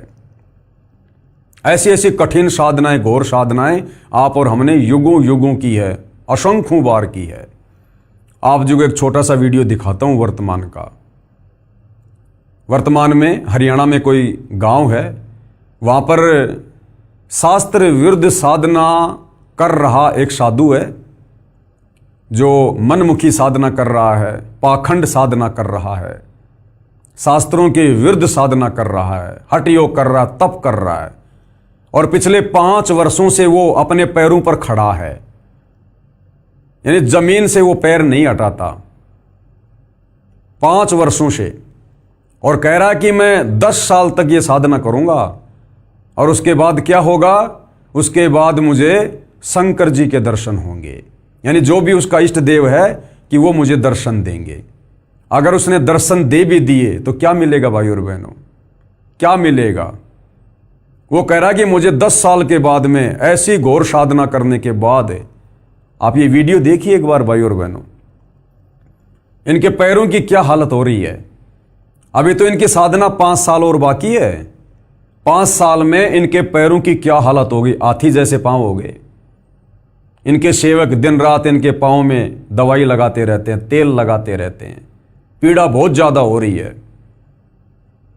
और इस नादान को अपने शरीर की भी चिंता नहीं है कि इसमें कोई कीड़े पड़ जाएंगे, कोई मवाद पड़ जाएगी, पैर खराब हो जाएगा, कैंसर हो जाएगा, कोई परवाह नहीं कर रहा। ये ऐसे ही आप और हमने युगों युगों भाई और बहनों इस शरीर को ऐसे ही हमने कष्ट दिया है तत्व ज्ञान के अभाव में, ये सोच कर कि मुझे मोक्ष मिलेगा, मेरे इष्ट के दर्शन होंगे, लेकिन अंत में कुछ भी हाथ नहीं लगा। भिक्षुक होकर दर दर हांड्या, मिला ना निर्गुण राशा। निर्गुण राशा यानी वो मोक्ष वाला मार्ग नहीं मिला हमें। अभी तो इसकी 5 साल बाकी हैं इस साधना की, इस पाखंड पूजा की। और कह रहा कि मुझे 10 साल बाद जब मेरी साधना समाप्त होगी, मुझे मेरे इष्ट भगवान शंकर दर्शन देंगे। अब भाई और बहनों, अगर इस भाई को तत्व ज्ञान होता, सच्चा सतगुरु अगर इसके भाग्य में होता, और देखो वो वाणी बिल्कुल सत्य है कि सकल पदार्थ है जग माही, भाग बिना नर पावत नाही, कर्महीन नर पावत नाही। हरियाणा में ही परमपिता परमात्मा कबीर साहब सतगुरु रामपाल जी के रूप में आए हुए हैं, और ये भाई भी हरियाणा में ही है, फिर भी इसका मेल परमात्मा से नहीं हो रहा है, क्योंकि कर्महीन है, इसके भाग्य में परमात्मा नहीं है, मोक्ष नहीं है। और कह रहा जब मेरी साधना 10 साल पूरी हो जाएगी, मैं अपने इष्ट शंकर जी के दर्शन करूंगा। अब आप और हमें पता है भाई और बहनों, आज गुरुदेव ने हमारी आंखें खोल दी, वरना हमने भी असंख्य जन्म ऐसे डले ढोए शास्त्र विरुद्ध साधना करके। अब ये शंकर जी के 10 साल बाद दर्शन करके क्या प्राप्त कर लेगा? जब गीता जी हवाला दे रही है कि श्री कृष्ण उर्फ विष्णु, अर्थात ये तीनों भाई हैं ब्रह्मा विष्णु महेश, जब ये तीनों नाशवान हैं, जन्म और मरण में हैं, इनका भी मोक्ष नहीं है, तो उस शंकर का दर्शन करके ये क्या प्राप्त कर लेगा? रहना तो जन्म मरण में है, लक 84 में है। और अगर इसको तत्वदर्शी संत मिला होता तो इसको ज्ञान होता कि मैं तो केवल 10 साल ऐसी कठिन साधना करके, जो शास्त्रों के विरुद्ध है, केवल शंकर जी के दर्शन ही मात्र कर पाऊंगा। अरे शंकर जी की धर्म पत्नी पार्वती, वो तो सदा उसके दर्शन किया करती थी, उसकी अर्धांगिनी थी, उसके साथ रहा करती थी। वो भी हर बार जन्म रही थी, मर रही थी, उसका भी मोक्ष नहीं हो रहा था। 108वें जन्म में नारद जी ने आकर उसको बताया कि शंकर जी के गले में जो रुंड माला है ना, ये तेरे शीश हैं, तेरे मरने के बाद ये तेरे से इतना प्रेम करते हैं, मरने के बाद, और ये तेरा रुंड काटकर धागे में डालकर और अपनी माला बनाकर गले में पहनते हैं। तो पार्वती ने कहा कि ये क्या चक्कर है? तो नारद ने कहा कि माताजी तेरा मोक्ष नहीं हुआ, तुझे वो अमर मंत्र प्राप्त नहीं है, जिस अमर मंत्र को प्राप्त करके तेरी उम्र भी शंकर जी के जितनी हो जाएगी। यानी तू उस समय तक नहीं मरेगी जब तक भगवान शंकर नहीं मरेंगे, मरना अंत में दोनों को है। तो अगर इस भाई को अगर वास्तव में तत्व ज्ञान होता, सच्चे सतगुरु की शरण में होता, तो ये शास्त्र विरुद्ध साधना नहीं करता, अपने शरीर को बेवजह ये कष्ट नहीं देता। क्या करेगा 10 साल बाद में शंकर जी के 2-4 सेकंड के लिए दर्शन करके? अरे शंकर जी के दर्शन करने उनकी फोटो में कर लो। तो देख लो भाई और बहनों, आप और हमारे ऊपर पूज्य गुरुदेव भगवान ने कितनी बड़ी असीम रजा की है। हमें परमेश्वर ने किस प्रकार से भक्ति और भगवान के नाम पर भ्रम ने भटकने से बचा लिया। तो ऐसे भाई और बहनों, आप और हमने अनंत बार इस परमात्मा की प्राप्ति के लिए शास्त्र विरुद्ध साधना करके इसी प्रकार अपने शरीर को कष्ट दिया है, नष्ट कर दिया। अपने शरीर की भी हमने परवाह नहीं की, लेकिन हमें परमात्मा के दर्शन तक नहीं हुए। और आज साक्षात वो परमात्मा सशरीर धरती पर प्रकट है। आज भी यदि हम मौका चूक जाएंगे, उनको ना पहचान कर, उनको परमेश्वर ना मानकर अगर हमने गफलत कर दी, उनके द्वारा दी गई भक्ति साधना में कोई त्रुटि कर दी, मर्यादाओं में कोई त्रुटि कर दी, भक्ति भाव में कोई त्रुटि कर दी, और यदि हमारे किसी भी कर्म और क्रिया से यदि गुरुदेव भगवान नाराज हो गए, फिर हम इसी प्रकार से जन्म और मरण में और ये कष्ट भोगेंगे। तो आज हमने इस मौके को चूकना नहीं है। तो क्या कहा जा रहा कि हे मानव, आप जिन्हें काल ब्रह्म की कठिन से कठिन साधना की, घर त्याग कर जंगल में निवास किया, फिर भिक्षा प्राप्ति के लिए गांव व नगर में घर घर के द्वार पर हंड्या अर्थात घूमा। जंगल में साधनारत साधक निकट के गांव या शहर में जाता है। एक घर से भिक्षा पूरी नहीं मिलती तो अन्य घरों से भोजन लेकर जंगल में चला जाता है। कभी कभी तो साधक यानी भगत एक दिन भिक्षा मांग कर लाते हैं, उसी से 2-3 दिन निर्वाह करते हैं। रोटियों को पतले कपड़े, रुमाल जैसे कपड़े को छालना कहते हैं, छालने में लपेटकर पेड़ की टहनियों से बांध देते थे। वे रोटियां सूख जाती थी, उनको पानी में भिगोकर नरम करके खाते थे। वे प्रतिदिन भिक्षा मांगने जाने में जो समय व्यर्थ होता था, उसकी बचत करके उस समय को काल ब्रह्म की साधना में लगाते थे। कितनी महत्वपूर्ण बात है भाइयों और बहनों। जो साधक सतयुग त्रेता द्वापर में आप और हम ही थे भाइयों और बहनों, जो परमात्मा प्राप्ति के लिए भटक रहे थे, और हम उस समय इतना भी समय व्यर्थ में गंवाना उचित नहीं मानते थे कि क्या पता भगवान नाराज हो जाए। जितनी भक्ति कमाई कर सकते हैं कर लो, इस शरीर का कोई भरोसा नहीं। ये सोचकर आप और हम उन युगों में गांव में जाते थे, 2, 4, 5, 10 रोटियां मिलती थी, लेकर आते थे, थोड़ा बहुत खाते थे, बाकी रोटियों को पेड़ से टांग देते थे, सूख जाती थी वो, और उन्हीं रोटियों को पानी में भिगो भिगो के नरम करके खाते थे। हर दिन गांव नहीं जाते थे भिक्षा लेने, ये सोचकर कि गांव में जाऊंगा आऊंगा 2 घंटे का मेरा समय बर्बाद होगा। तो सोचो भाई और बहनों, वर्तमान में तो हमें वास्तव में शास्त्र अनुकूल साधना मिली है, मोक्ष का मार्ग मिला है। इस समय आप और हमारे समय और श्वासों की कितनी कीमत है। इसलिए गुरुदेव भगवान कहते हैं कि ज्यादा से ज्यादा समय अपने परमेश्वर की भक्ति को दो, सेवा को दो, सुमरण को दो, सत्संग को दो। व्यर्थ में इधर उधर घूमना फिरना, व्यर्थ की बातें करना, बात बात में रिश्तेदारियों में जाना, घूमने फिरने जाना, ये भगत को शोभा नहीं देता है। अब भगत ने तो समय का सदुपयोग करने के लिए, अपनी रोजी रोटी के लिए पहले जहां हम 10-10, 12-12 घंटे काम करते थे, हमने उसको भी सीमित कर देना चाहिए। क्योंकि जब हमारे खर्चे सीमित हो गए तो हमारा काम धंधा भी सीमित हो जाना चाहिए। और अब तो हम सतगुरु की शरण में हैं, जिस भगवान ने हमारे को करने के लिए भजन दिया है और खाने के लिए भोजन भी देगा, भूखा नहीं रखेगा। तो अब आप और हमारे समय और श्वासों की कितनी कीमत है, ये हमें समझ में आ जानी चाहिए। छालने में लपेटकर वृक्ष की टहनियों से बांध देते थे। वे रोटियां सूख जाती हैं, उनको पानी में भिगोकर नरम करके खाते थे। वे प्रतिदिन भिक्षा मांगने जाने में जो समय व्यर्थ होता था, उसकी बचत करके उस समय को काल ब्रह्म की साधना में लगाते थे। भावार्थ है कि जन्म मरण से छुटकारा पाने के लिए अर्थात पूर्ण मोक्ष प्राप्ति के लिए वेदों में वर्णित विधि तथा लोक वेद से घोर तप करते थे। उनको तत्वदर्शी संत न मिलने के कारण निर्गुण राशा अर्थात गुप्त ज्ञान, जिसे तत्व ज्ञान कहते हैं, जो आज आप और हमें प्राप्त है, वह नहीं मिला।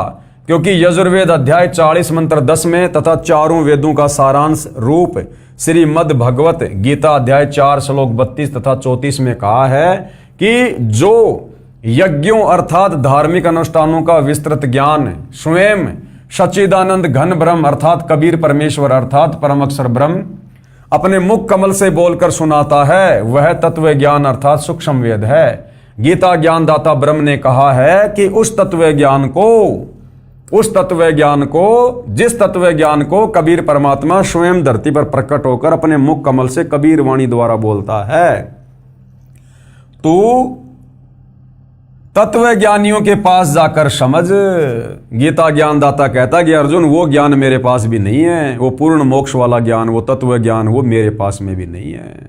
उस ज्ञान को, जिस ज्ञान को परमात्मा सतलोक से चलकर धरती पर प्रकट होकर अपने मुख कमल से बोलता है, चारों युगों में कबीर परमात्मा जी आते हैं। सतयुग में सतसुकृत ऋषि के नाम से इसी प्रकार से अपनी वाणी द्वारा ज्ञान बोलते हैं, तत्व ज्ञान का प्रचार करते हैं। त्रेता युग में मुनिंद्र ऋषि के नाम से, द्वापर में करुणा में ऋषि के नाम से और कलयुग में कबीर नाम से आए और अपने तत्व ज्ञान को अपनी कबीर वाणी द्वारा बोला, साधु संतों ने लिपिबद्ध किया। कह रहे उस ज्ञान को जो तत्व ज्ञान है उसको तू तत्व ज्ञानियों के पास जाकर समझ, यानी किसी तत्वदर्शी संत के पास जाकर समझ। तू तत्व ज्ञानियों के पास जाकर समझ, उनको दंडवत प्रणाम करने से, नम्रता पूर्वक प्रश्न करने से वे परमात्म तत्व को भली भांति जानने वाले तत्वदर्शी संत तुझे तत्व ज्ञान का उपदेश करेंगे।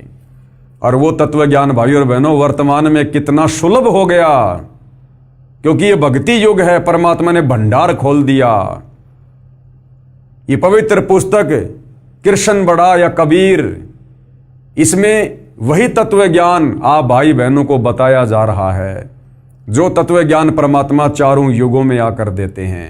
जो तत्व ज्ञान अब सतगुरु रामपाल जी के रूप में वही कबीर परमात्मा सर्व परमात्मा चाहने वाली आत्माओं को मुफ्त में, फ्री में, निःशुल्क दे रहे हैं। तुझे तत्व ज्ञान का उपदेश करेंगे। इससे सिद्ध हुआ कि तत्व ज्ञान ना वेदों में है। अगर वेदों में तत्व ज्ञान होता तो गीता जी में होता, क्योंकि गीता जी चारों वेदों का सार है। और गीता जी में तत्व ज्ञान होता तो गीता ज्ञानदाता के पास होता। लेकिन गीता ज्ञानदाता कह रहा भैया मेरे पास भी वो तत्व ज्ञान नहीं है, वो तो तत्वदर्शी संत के पास मिलेगा। तो आज इस पृथ्वी पर वो तत्व ज्ञान, वो मोक्ष का पूर्ण मार्ग केवल सतगुरु रामपाल जी के पास है। इससे सिद्ध हुआ कि तत्व ज्ञान ना तो वेदों में है और ना ही गीता में है। यदि होता तो एक अध्याय और बोल देता, कह देता कि तत्व ज्ञान उस अध्याय में पढ़ लो। संत गरीबदास जी ने मन के बहाने मानव शरीरधारी प्राणियों को समझाया है कि वह निर्गुण राशा अर्थात तत्व ज्ञान ना मिलने के कारण काल ब्रह्म की साधना करके आप जी करोड़ों जन्मों में राजा बने। कोटि जन्म तू राजा की न्या, मिटी न मन की आशा। फिर भी मन की इच्छा समाप्त नहीं हुई, क्योंकि राजा सोचता है कि स्वर्ग में सुख है, यहां राज में कोई सुख चैन नहीं है, शांति नहीं है। निर्गुण राशा का क्या भावार्थ है, क्या बता रहे हैं पूज्य गुरुदेव भगवान। निर्गुण का अर्थ है कि वह वस्तु तो है परंतु उसका लाभ नहीं मिल रहा। यानी वस्तु तो है लेकिन उसका लाभ नहीं मिल रहा, उसको कहते हैं निर्गुण। जैसे आसमान में बादल हैं, हमें दिखाई दे रहे हैं, यदि बादल से बरसात नहीं हो रही है तो हमें उसका कोई लाभ नहीं है। जैसे आम का बीज है, उस आम के बीज में आम है हमें पता है, लेकिन उस बीज को खाने से आम का स्वाद नहीं आएगा, उसकी विधि है। अर्थात इसी प्रकार भगवान सर्वत्र है, लेकिन भगवान को प्राप्त करने की, उसके लोक को प्राप्त करने की एक विधि, एक साधना है, वो तत्वदर्शी संत ही बताता है। निर्गुण राशा का भावार्थ, निर्गुण का अर्थ है कि वह वस्तु तो है परंतु उसका लाभ नहीं मिल रहा। वृक्ष के बीज में फल तथा वृक्ष निर्गुण रूप में है, यानी बीज के अंदर फल भी है और पेड़ भी है। उस बीज को मिट्टी में बीज कर सिंचाई करके वह सरगुण वस्तु वृक्ष को फल प्राप्त की जाती है। ये ज्ञान ना होने से आम के फल व छाया से वंचित रह जाते हैं। राशा का मतलब होता झंझट अर्थात उलझा हुआ कार्य। सूक्ष्म वेद में परमेश्वर कबीर जी ने कहा है कि नो मन सूत उलझिया ऋषि रहे झकमार, सतगुरु ऐसा सुलझा दे उलझे न दूजी बार। 9 मन यानी 360 किलोग्राम, सूत यानी कच्चा धागा। कबीर 9 मन सूत उलझिया ऋषि रहे झकमार, सतगुरु ऐसा सुलझा दे उलझे न दूजी बार। इन हमारे ज्ञानहीन, तत्व ज्ञानहीन धर्म गुरुओं ने, वो चाहे किसी भी धर्म का है, इन्होंने भक्ति मार्ग को, इन शास्त्रों की उल्टी व्याख्या समाज को बता बता के इतना उलझा दिया, इतना उलझाल दिया जैसे 9 मन सूत। अब भाई और बहनों 1 किलो सूत अगर वो उलझ पुलझ हो जाए तो परमात्मा कहते हैं उसको सुलझाने में कारीगर को पूरा दिन लग जाता है। यानी भक्ति मार्ग को सदियों से इन्होंने तत्व ज्ञान के अभाव में इतना उलझा दिया समाज को शास्त्र विरुद्ध साधना पर लगाकर कि अब उसको सुलझाना मुश्किल हो रहा है। लेकिन वो सुलझाएगा कौन? सतगुरु। 9 मन सूत उलझिया ऋषि रहे जकमार। इस भक्ति मार्ग को इतना उलझा दिया कि ये हमारे धर्म गुरु सुलझाने में लगे हुए हैं, लेकिन ये सुलझा नहीं पा रहे। और सतगुरु ऐसा सुलझा दे, उलझे न दूजी बार। अब सतगुरु रामपाल जी ने अपने तत्व ज्ञान से इन धर्मशास्त्रों को खोल खोल कर ऐसा सुलझा दिया, ऐसा समझा दिया, इस कलयुग में परमात्मा चाहने वाली आत्माओं के लिए दोबारा नहीं उलझेगा। कबीर 9 मन सूत उलझिया ऋषि रहे जकमार। सतगुरु ऐसा सुलझा दे, उलझे न दूजी बार। क्या कह रहे हैं? परमेश्वर कबीर जी ने कहा है कि अध्यात्म ज्ञान रूपी 9 मन सूत उलझा हुआ है। 1 किलोग्राम उलझे हुए सूत को सीधा करने में 1 दिन से भी अधिक जुलाहों का समय लग जाता था। यदि सुलझाते समय धागा टूट जाता तो कपड़े में गांठ लग जाती। गांठ गठीले कपड़े को कोई मोल नहीं लेता था। इसलिए परमेश्वर कबीर जुलाहे ने, जो जुलाई की भूमिका कर रहे थे 650 साल पहले, जुलाहों का सटीक उदाहरण बताकर समझाया है कि अधिक उलझे हुए सूत को कोई नहीं सुलझाता था, उसको फेंक ही देते थे। अध्यात्म ज्ञान उसी 9 मन उलझे हुए सूत के समान है, जिसको सतगुरु अर्थात तत्वदर्शी संत ऐसा सुलझा देगा जो पुनः नहीं उलझेगा। अब सतगुरु रामपाल जी ने सुलझा दिया, धर्मशास्त्रों को खोल खोल के बता दिया कि समर्थ भगवान कौन है, शास्त्र अनुकूल साधना क्या है। आप और हमारे समझ में आ गया, तो अब आप और हम नहीं उलझ सकते, चाहे कोई कितनी अटबट क्यों ना करे। बिना सुलझे आध्यात्मिक ज्ञान के आधार से अर्थात लोकवेद के अनुसार साधना करके स्वर्ग नरक 84 लाख प्रकार के प्राणियों के जीवन, पृथ्वी पर किसी टुकड़े का राज्य, स्वर्ग का राज्य प्राप्त किया, फिर पुनः जन्म मरण के चक्कर में गिरकर कष्ट पर कष्ट उठाया, परंतु काल ब्रह्म की वेदों में वर्णित विधि अनुसार साधना करने से वह परम शांति तथा सनातन परम धाम प्राप्त नहीं हुआ, जो गीता अध्याय 18 श्लोक 62 में कहा है। और न ही परमेश्वर का वह परम पद प्राप्त हुआ जहां जाने के पश्चात साधक लौटकर संसार में कभी नहीं आते, जो गीता अध्याय 15 श्लोक 4 में कहा है। काल ब्रह्म की साधना से निम्न लाभ होता है। क्या होता है? वाणी संख्या 3। इंद्र कुबेर ईश की पदवी, ब्रह्मा वरुण धर्मराया, और विष्णुनाथ के पुर को जाकर बहुर अपूठा आया। यानी हमने मनुष्य जन्म में घोर साधना की, उस साधना के प्रतिफल में हम ऊपर के लोकों में चले गए, ब्रह्मा विष्णु महेश के हमने पद प्राप्त किए। लेकिन जैसे हमारी भक्ति कमाई नष्ट हुई, हमें वहां से धक्के दे दिया गया, हम पुनः वापस जन्म मरण में आए, लख 84 योनियों में गए, किंतु हमें वो मोक्ष मार्ग नहीं मिला। वो मोक्ष मार्ग मिलता है तत्वदर्शी संत की शरण में आने के बाद, जो आज हमें मिला है। सरलार्थ, काल ब्रह्म की साधना करके साधक इंद्र का पद भी प्राप्त करता है। इंद्र स्वर्ग के राजा का पद है। इसको देवराज अर्थात देवताओं का राजा तथा सुरपति भी कहते हैं। ये सिंचाई विभाग अर्थात वर्षा मंत्रालय भी अपने अधीन रखता है।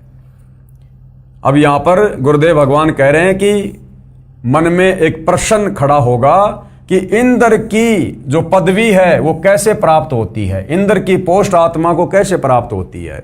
तो क्या कह रहे हैं गुरुदेव? उत्तर,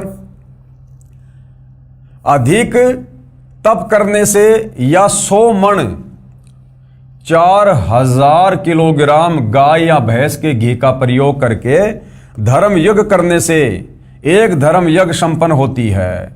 100 मण देसी घी लगाकर जो यज्ञ की जाती है, अब जिसमें 100 मण देसी घी लगेगा, उसमें बाकी सामान आटा, मैदा, चीनी, ये और कितना सामान लगेगा।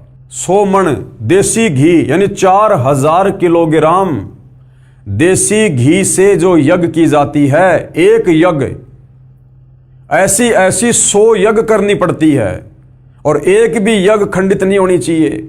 अगर आपने ऐसी 99 यज्ञ पूरी कर ली, इतना धन, इतनी सावधानी आपने बरती, और 100वीं यज्ञ यदि आपकी खंडित हो गई, कोई नियम मर्यादा में चूक हो गई, तो आपकी सारी यज्ञ खंडित मानी जाएगी और आपने फिर से इंद्र की वो पदवी प्राप्त करने के लिए नए तरीके से 1 नंबर से आपने फिर से यज्ञ शुरू करना पड़ेगा।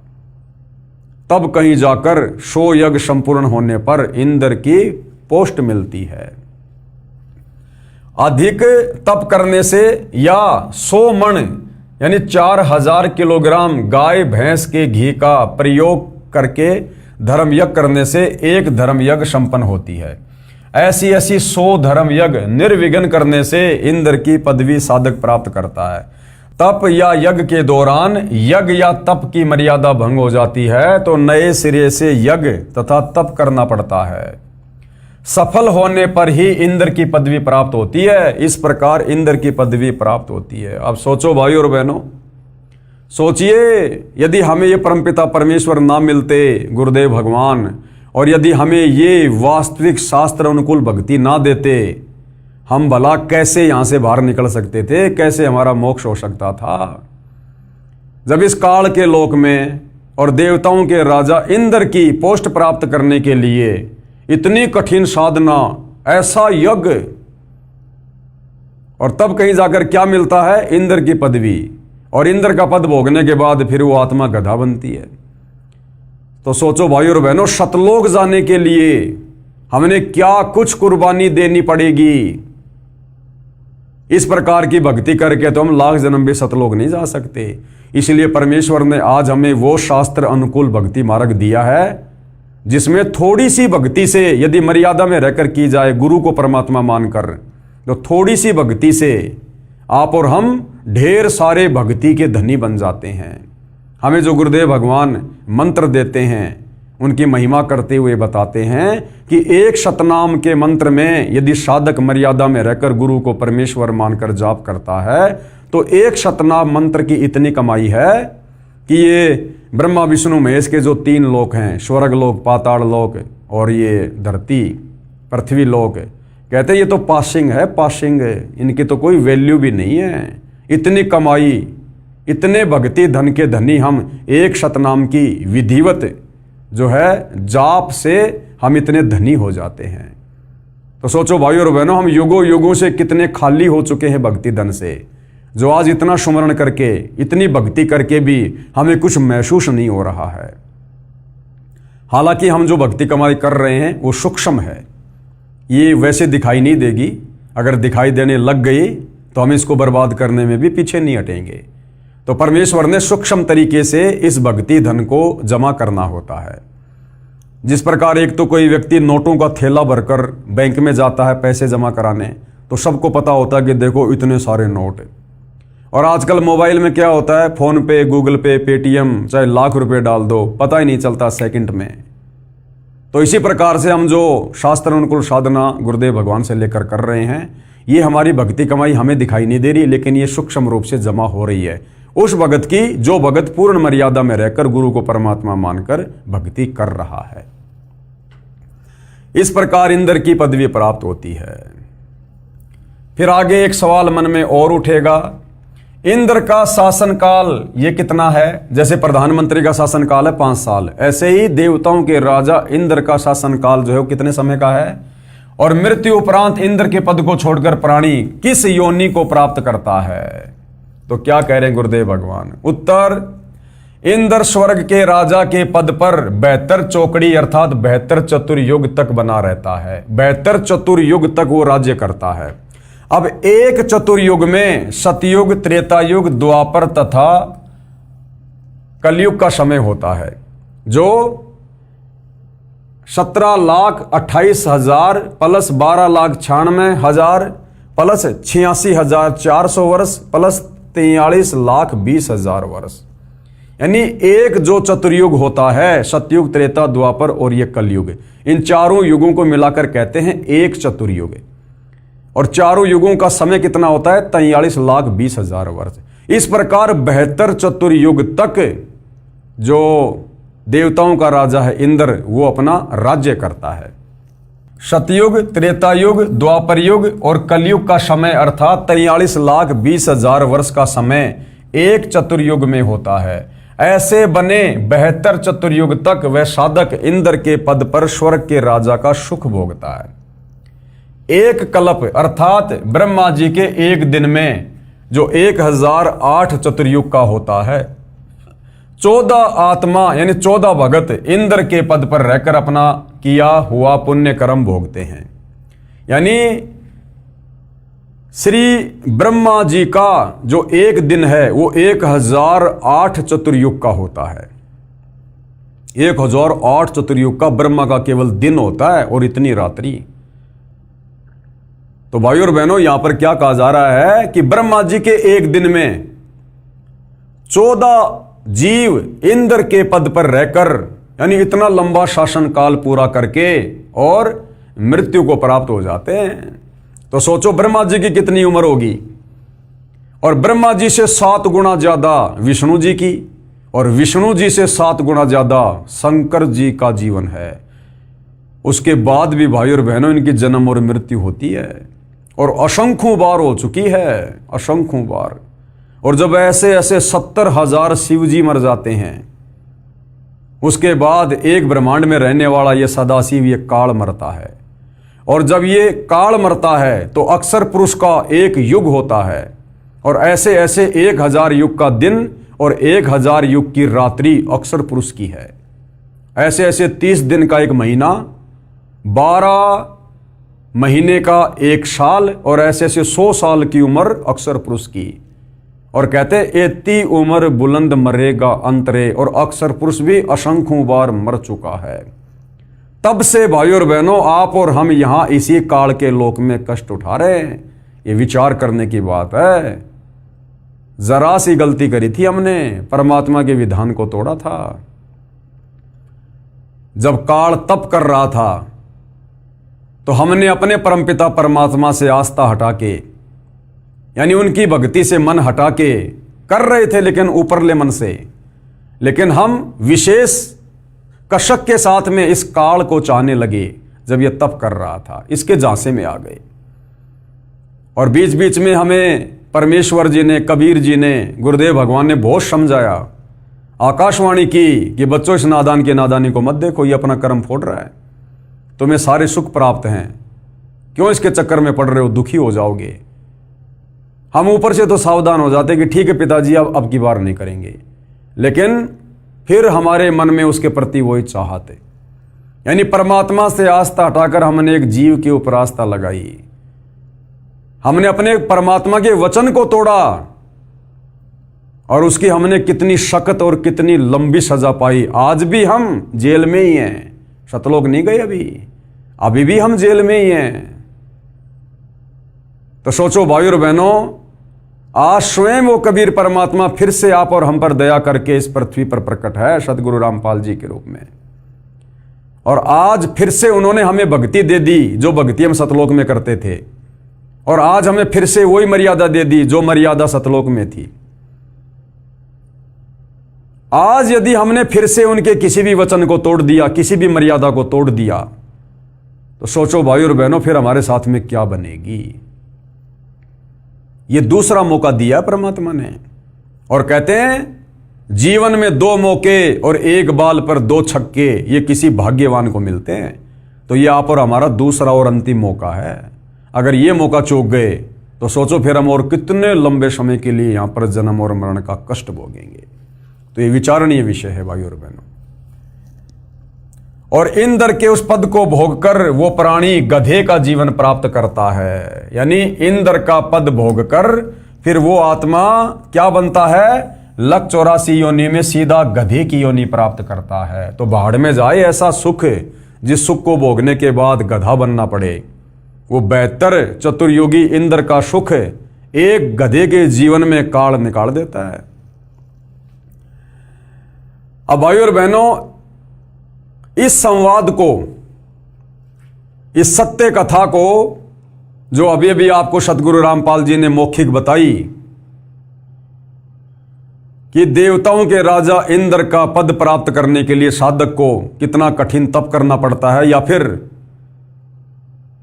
100 मण देसी घी की 100 यज्ञ करनी पड़ती हैं, तब जाकर इंद्र की पोस्ट मिलती है।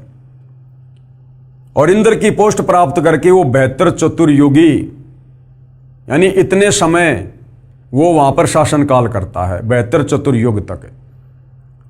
और जब उसका शासनकाल समाप्त हो जाता है उसके बाद वो सीधा लक 84 योनि में गधे की योनि से अपना नया जीवन शुरू करता है। अब ये सत्य कथा है, अमर कथा है। मामला चल रहा है जनता की अदालत में, और अदालत में कोई भी बात जो होती है वो परमाणु के साथ में रखी जाती है, सबूतों के साथ में। तो अब कबीर जी के वकील सतगुरु रामपाल जी कबीर जी को समर्थ परमात्मा साबित करते हुए, उनकी भक्ति को सर्वश्रेष्ठ भक्ति साबित करते हुए, और श्री कृष्ण जी अर्थात विष्णु जी की भक्ति को शास्त्र विरुद्ध साधना घोषित करते हुए जनता की अदालत में, जनता के सामने अब जो प्रमाण पेश करेंगे वो है हमारे हिंदू धर्म का शास्त्र मार्कंडे पुराण। ये कथा जो कि त्यों मार्कंडे पुराण में लिखी हुई है, जो हिंदू धर्म को शिरोधार्य है।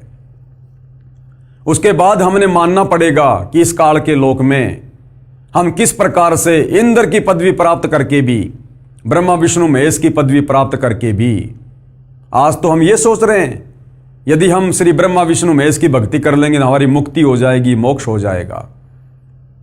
और गुरुदेव भगवान साबित करेंगे कि इंद्र की पोस्ट प्राप्त करके भी, देव पद प्राप्त करके भी, इस काल के विधान अनुसार हम फिर वापस लक 84 योनि में जाते हैं, गधे कुत्ते सुअर बनते हैं, कर्म भोगते हैं। अर्थात 21 ब्रह्मांड में चारों वेदों और गीता जी के अनुसार साधना करके आप और हम मोक्ष प्राप्त नहीं कर सकते जब तक हमें तत्वदर्शी संत नहीं मिलेगा, जब तक हमें वो शास्त्र अनुकूल सत साधना नहीं मिलेगी, जब तक हमें गीता अध्याय 17 श्लोक 23 वाला वो अमर मंत्र ओम तत्सत नहीं मिलेगा, तब तक हम काल के कष्टों से मुक्त नहीं हो सकते, परम शांति को प्राप्त नहीं कर सकते, हम सतलोक नहीं जा सकते। तो ये सारा मामला जनता की अदालत में विचाराधीन है।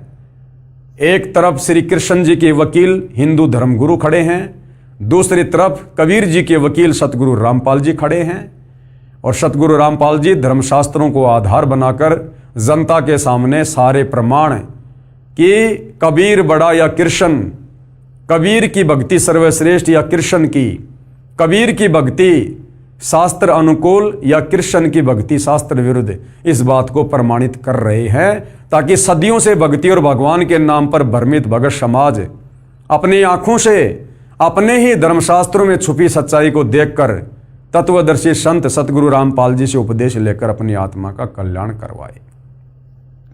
तो भाई और बहनों, ये जो मार्कंडे ऋषि की जो कथा है, जो मार्कंडे पुराण में है, जिसमें इंद्र जी का संवाद है, इस विषय पर हम जनता की अदालत में कल रात्रि 8:30 बजे चर्चा करेंगे, और हम जानेंगे कि वास्तव में शास्त्र अनुकूल साधना के बिना हम कितना ही जप कर लें, कितना ही हम तप कर लें, कितना ही दान धर्म कर लें, हम ऊपर के लोकों में राजा बन सकते हैं, देवताओं के राजा बन सकते हैं, देव पद प्राप्त कर सकते हैं, देवताओं के लोक में हम उनके नौकर बन सकते हैं, परंतु हम मोक्ष प्राप्त नहीं कर सकते। और मोक्ष नहीं मिला तो क्या फायदा इतनी मेहनत का, इतने तप करने का, इतने यज्ञ करने का, व्यर्थ, यूजलेस। तो भाई और बहनों, कल जनता की अदालत में फिर पेश होंगे ये प्रमाण देखने के लिए, ताकि आत्मा को दृढ़ता मिले और हम तुरंत सत भक्ति पर लगें। तो कल परमेश्वर की सेवा में फिर हाजिर होंगे। तब तक पूज्य गुरुदेव भगवान हम सबको आज्ञा दे, आशीर्वाद दे, सद्बुद्धि दे, हमारा मार्गदर्शन करे, हम सबको भ्रमने और भटकने से बचाए। बंदी छोड़ सतगुरु रामपाल जी परमेश्वर जी की जय हो।